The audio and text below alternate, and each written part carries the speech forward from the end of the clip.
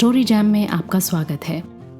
अगर आप यहाँ पहले आ चुके हैं और ये पॉडकास्ट आपको पसंद है तो आप जहाँ भी सुन रहे हैं, स्पॉटिफाई, अमेजॉन म्यूजिक, गाना, स्टिचर, वहाँ सब्सक्राइब ज़रूर करें ताकि हर हफ्ते जब मैं नया एपिसोड बनाऊँ तो आपको इत्तला मिल जाए। अगर आप स्टोरी जैम यूट्यूब पर सुनते हैं तो सब्सक्राइब के साथ साथ बेल आइकन प्रेस करना ना भूलें। शायद ये कहना मुनासिब होगा कि मोबाइल फ़ोन हमारी ज़िंदगी का सबसे ज़रूरी हिस्सा बन गया है, जिसके बिना हम घर से तो क्या, घर के एक कमरे से दूसरे कमरे को भी नहीं निकलते।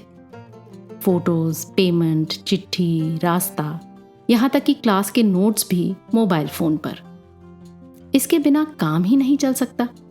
जब मोबाइल फ़ोन नहीं थे तब भी तो जीते थे, मगर कैसे? किसी के घर का रास्ता पूछना हो तो प्रेस वाले या पान वाले के पास गाड़ी रोकते थे।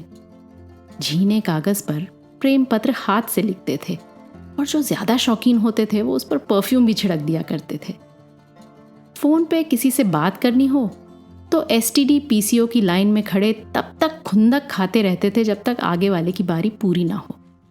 फिर फोन बूथ में घुस के सबकी तरफ पीठ करके अपनी बातों में लग जाते थे। लेकिन सबसे ज्यादा जो मैं मिस करती हूँ वो है कुछ ना करने का समय। मोबाइल फोन ने हमसे वो बड़ी बेरहमी से छीन लिया है। अब अगर रेस्टोरेंट में किसी का इंतजार कर रहे हों या ट्रेन, प्लेन, बस में बैठे हों, सबके हाथ में झट से फोन निकल आता है और सब मसरूफ दिखने लगते हैं। एक बेहद उम्दा टाइम पास होता था पीपल वॉचिंग, यानी बस यूं ही बैठे आते जाते लोगों को देखिए, उनके हाव भाव पर मन ही मन टिप्पणी कीजिए। इंसानों और इंसानियत की इस गुजरती परेड में दुख, सुख, ईर्ष्या, द्वेष, प्रेम, घृणा सब देखने को मिल जाता था। खैर, आज की कहानी मुझे इसीलिए अच्छी लगती है, मनु भंडारी की एक प्लेट सैलाब। इस कहानी की शैली ऐसी है कि लगता है आप मन्नू जी के बगल में बैठे पीपल वॉचिंग कर रहे हैं। आइए वक्त की सुई को उल्टा घुमाकर उनके साथ आज दिल्ली के कनॉट प्लेस चलते हैं।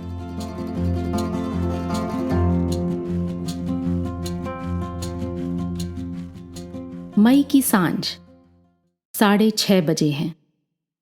कुछ देर पहले जो धूप चारों ओर फैली पड़ी थी अब फीकी पड़कर इमारतों की छतों पर सिमट कर आई है, मानो निरंतर समाप्त होते अपने अस्तित्व को बचाए रखने के लिए उसने कसकर कगारों को पकड़ लिया हो।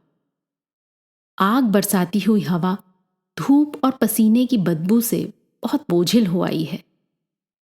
5 बजे तक जितने भी लोग ऑफिस की बड़ी बड़ी इमारतों में बंद थे, इस समय बरसाती नदी की तरह सड़कों पर फैल गए हैं।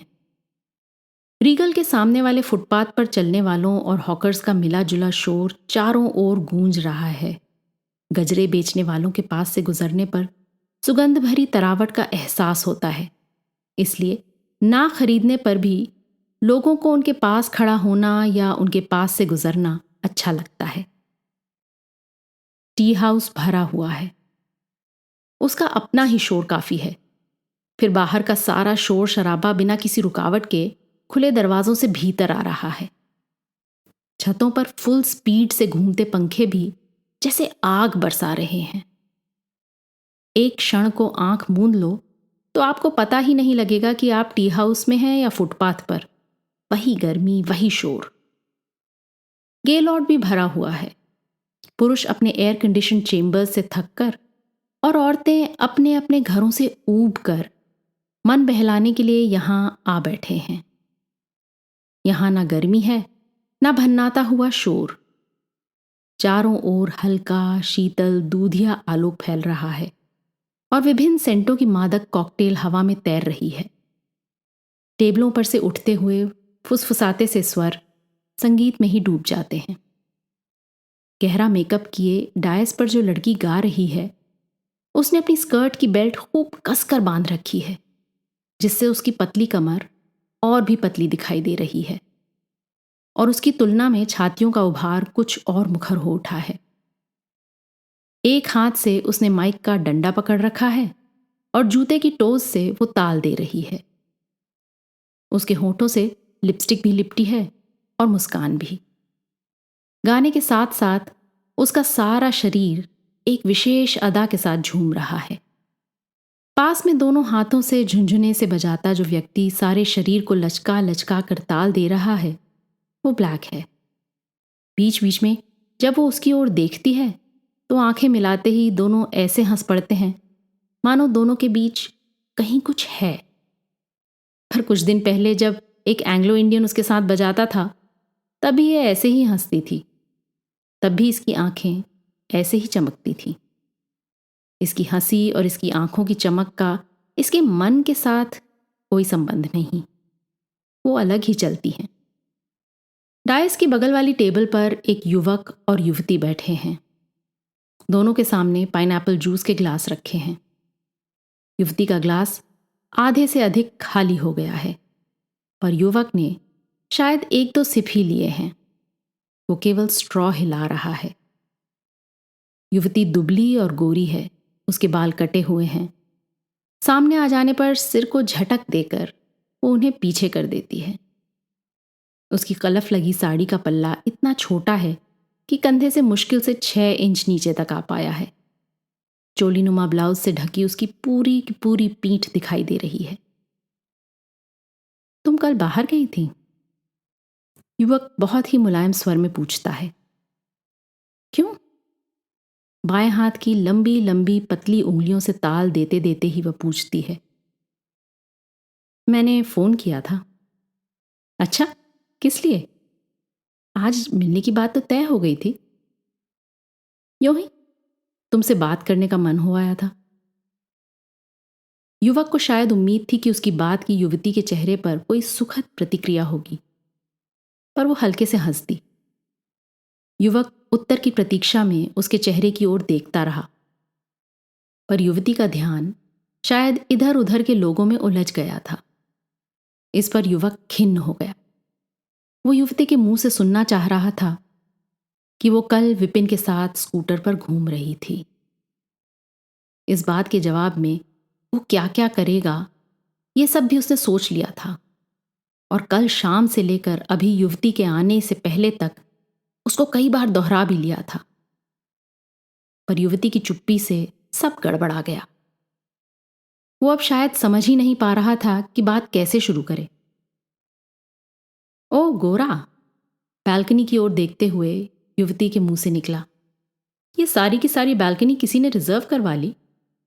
बालकनी की रेलिंग पर एक छोटी सी प्लास्टिक की सफेद तख्ती लगी थी जिस पर लाल अक्षरों में लिखा था रिजर्व्ड। युवक ने सिर झुकाकर एक सिप लिया। मैं तुमसे कुछ बात करना चाहता हूं। उसकी आवाज कुछ भारी हो आई थी, जैसे गला बैठ गया हो। युवती ने सिप लेकर अपनी आंखें युवक के चेहरे पर टिका दी। वो हल्के हल्के मुस्कुरा रही थी और युवक को उसकी मुस्कुराहट से थोड़ा कष्ट हो रहा था। देखो, मैं इस सारी बात में बहुत गंभीर हूं, झिझकते से स्वर में वह बोला। गंभीर? युवती खिलखिला पड़ी तो उसके बाल आगे को झूल आए। सिर झटक कर उसने उन्हें पीछे किया। मैं तो किसी भी चीज को गंभीरता से लेने में विश्वास नहीं करती। ये दिन तो हंसने खेलने के हैं, हर चीज को हल्के फुल्के ढंग से लेने के। गंभीरता तो बुढ़ापे की निशानी है। बूढ़े लोग मच्छरों और मौसम को भी गंभीरता से लेते हैं, और मैं बूढ़ी नहीं होना चाहती। और उसने अपने दोनों कंधे जोर से उचका दिए। वो फिर गाना सुनने में लग गई। युवक का मन हुआ कि वो उसकी मुलाकातों और पुराने पत्रों का हवाला देकर उससे अनेक बातें पूछे, पर बात उसके गले में ही अटक कर रह गई और वो खाली खाली नजरों से इधर उधर देखने लगा। उसकी नजर रिजर्व्ड की उस तख्ती पर जा लगी। एकाएक उसे लगने लगा जैसे वो तख्ती वहां से उठकर उन दोनों के बीच आ गई है और प्लास्टिक के लाल अक्षर नियॉन लाइट के अक्षरों की तरह टिप टिप करने लगे। तभी गाना बंद हो गया और सारे हॉल में तालियों की गड़गड़ाहट गूंज उठी। गाना बंद होने के साथ ही लोगों की आवाजें धीमी हो गईं।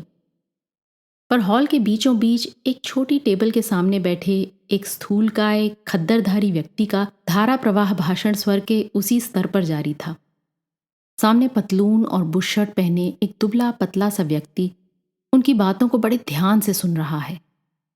उनके बोलने से थोड़ा थोड़ा थूक उछल रहा है, जिसे सामने वाला व्यक्ति ऐसे पहुंचता है कि उन्हें मालूम ना हो, पर उनके पास शायद इन छोटी मोटी बातों पर ध्यान देने लायक समय ही नहीं है। वो मूड में आए हुए हैं। गांधी जी की पुकार पर कौन व्यक्ति अपने को रोक सकता था भला? क्या दिन थे वो भी। मैंने बिजनेस की तो की ऐसी की तैसी और देश सेवा के काम में जुट गया। फिर तो सारी जिंदगी पॉलिटिकल सफरर की तरह ही गुजार दी। सामने वाला व्यक्ति चेहरे पर श्रद्धा के भाव लाने का भरसक प्रयत्न करने लगा। देश आजाद हुआ तो लगा कि असली काम तो अब करना है। सब लोग पीछे पड़े कि मैं खड़ा हूं, मिनिस्ट्री पक्की है, पर नहीं साहब, ये काम अब अपने बस का नहीं रहा। जेल के जीवन ने काया को जर्जर कर दिया। फिर यह भी लगा कि नव निर्माण में नया खून ही आना चाहिए। तो बहुत पीछे पड़े तो बेटों को झोंका इस चक्कर में। उन्हें समझाया, जिंदगी भर के हमारे त्याग और परिश्रम का फल है ये आज़ादी। तुम लोग अब इसकी लाज रखो, बिजनेस हम संभालते हैं। युवक शब्दों को ठेलता सा बोला, आपकी देशभक्ति को कौन नहीं जानता। वे संतोष की एक डकार लेते हैं और जेब से रुमाल निकालकर अपने मुंह और मूंछों को साफ करते हैं। रुमाल वापस जेब में रखते हैं और पहलू बदलकर दूसरी जेब से चांदी की डिबिया निकालकर पहले खुद पान खाते हैं, फिर सामने वाले व्यक्ति की ओर बढ़ा देते हैं। जी नहीं, मैं पान नहीं खाता। कृतज्ञता के साथ ही उसके चेहरे पर बेचैनी का भाव उभर जाता है। यही एक लत है जो छूटती नहीं। पान की डिबिया को वापस जेब में रखते हुए वो कहते हैं, इंग्लैंड गया था तो हर सप्ताह हवाई जहाज से पानों की गड्डी आती थी। जब मन की बेचैनी केवल चेहरे से नहीं संभलती तो वो धीरे धीरे हाथ रगड़ने लगता है। पान को मुंह में एक ओर ठेल कर वे थोड़ा सा हकलाते हुए कहते हैं, अब आज की ही मिसाल लो। हमारे वर्ग का एक भी आदमी गिना दो जो अपने यहाँ के कर्मचारी की शिकायत इस प्रकार सुनता हो, पर जैसे ही तुम्हारा केस मेरे सामने आया मैंने तुम्हें बुलाया। जी हाँ। उसके चेहरे पर कृतज्ञता का भाव और अधिक मुखर हो जाता है। वो अपनी बात शुरू करने के लिए शब्द ढूंढने लगता है। उसने बहुत विस्तार से बात करने की योजना बनाई थी, पर अब सारी बात को संक्षेप में कह देना चाहता है। सुना है तुम कुछ लिखते लिखाते भी हो।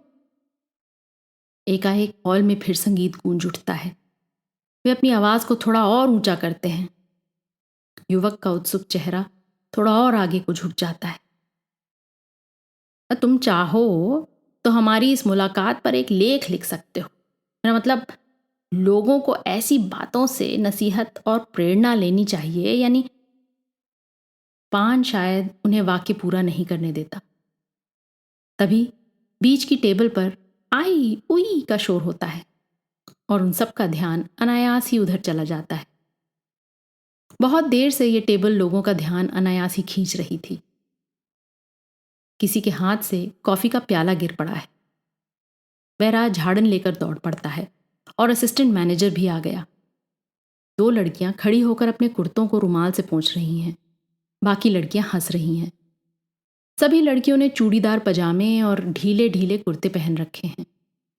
केवल एक लड़की साड़ी में है और उसने ऊंचा सा जूड़ा बना रखा है। बातचीत और हाव भाव से ये सब मिरांडियंस लग रही हैं। मेज साफ होते ही खड़ी लड़कियां बैठ जाती हैं और उनकी बातों का टूटा क्रम चल पड़ता है। पापा को इस बार हार्ट अटैक हुआ है, तो छुट्टियों में कहीं बाहर नहीं जा सकेंगे। हमने तो सारी छुट्टियां यहीं बोर होना है। मैं और मम्मी सप्ताह में एक पिक्चर तो देख लेते हैं। It's a must for us. छुट्टियों में तो हमने 2 देखनी है। दूसरी कहती है, हमारी किटी ने बड़े स्वीट पप्स दिए हैं। डैडी इस बार उसे मीट करवाने मुंबई ले गए थे। किसी प्रिंस का एल्सेशियन था। मम्मी बहुत बिगड़ी थी। उन्हें तो दुनिया में सब कुछ वेस्ट करना ही लगता है, पर डैडी ने मेरी बात रख ली। And it paid also, really pups बहुत स्वीट हैं। दूसरी लड़की बोली, इस बार मम्मी ने पता है क्या कहा है, छुट्टियों में किचन का काम सीखो। मुझे तो बाबा किचन के नाम से ही एलर्जी है। मैं तो इस बार मोराविया पढ़ूंगी। हिंदी वाली मिस ने हिंदी नॉवेल्स की एक लिस्ट पकड़ाई है। पता नहीं, हिंदी के नॉवेल्स तो पढ़े ही नहीं जाते। वो जोर से कंधे उचका देती है। तभी बाहर का दरवाज़ा खुलता है और चुस्त दुरुस्त शरीर और रोबदार चेहरा लिए एक व्यक्ति भीतर आता है। भीतर का दरवाज़ा खुलता है तब वो बाहर का दरवाज़ा बंद हो चुका होता है, इसलिए बाहर के शोर और गर्म हवा का लवलेश भी भीतर नहीं आ पाता। सीढ़ियों के पास वाले कोने की छोटी सी टेबल पर दीवार से पीठ सटाए एक महिला बड़ी देर से बैठी है। ढलती उम्र के प्रभाव को भरसक मेकअप से दबा रखा है। उसके सामने कॉफ़ी का प्याला रखा है और वो बेमतलब थोड़ी थोड़ी देर के लिए सब टेबलों की ओर देख लेती है।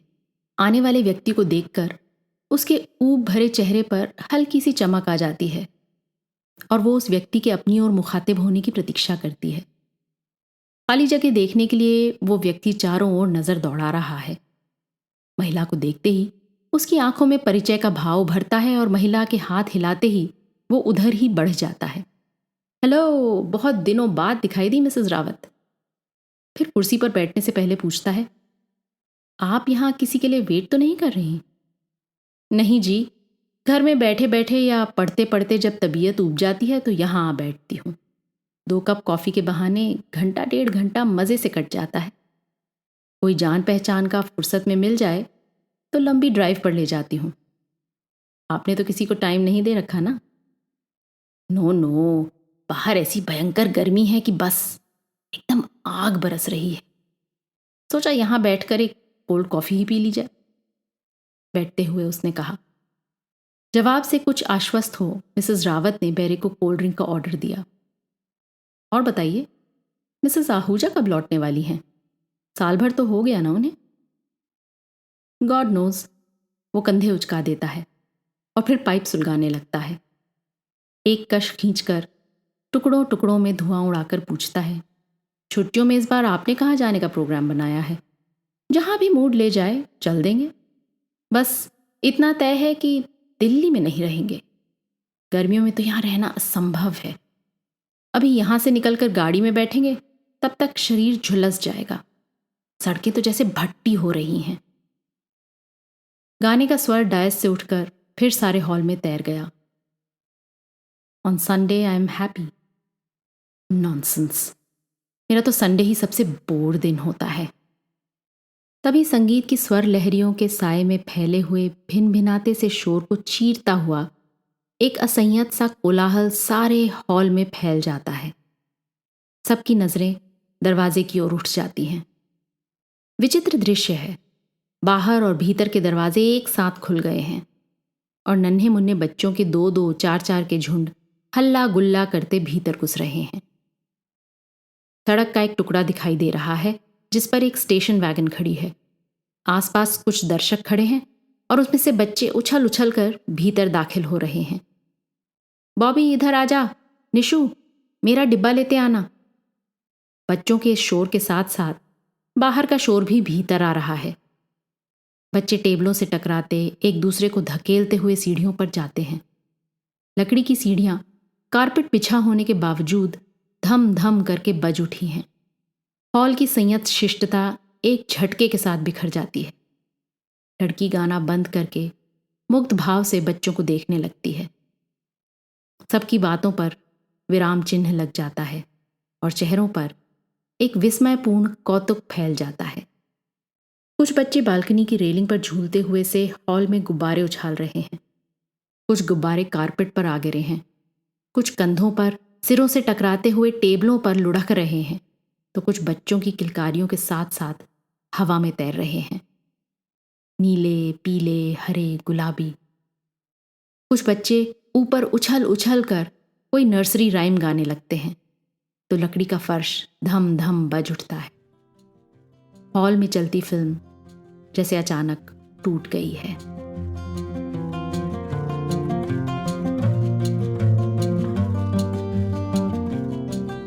आज की कहानी आपको कैसी लगी अपने कमेंट्स ज़रूर लिखिएगा। साथ ही सब्सक्राइब कीजिएगा। आपके फैमिली और फ्रेंड्स में आप जैसे ही कहानियों के शौकीन कदरदान और हैं, उन्हें ये कहानी व्हाट्सएप पर फॉरवर्ड करें। अगली बार फिर मिलेंगे एक और कहानी, लेख या कविता के साथ। तब तक अलविदा।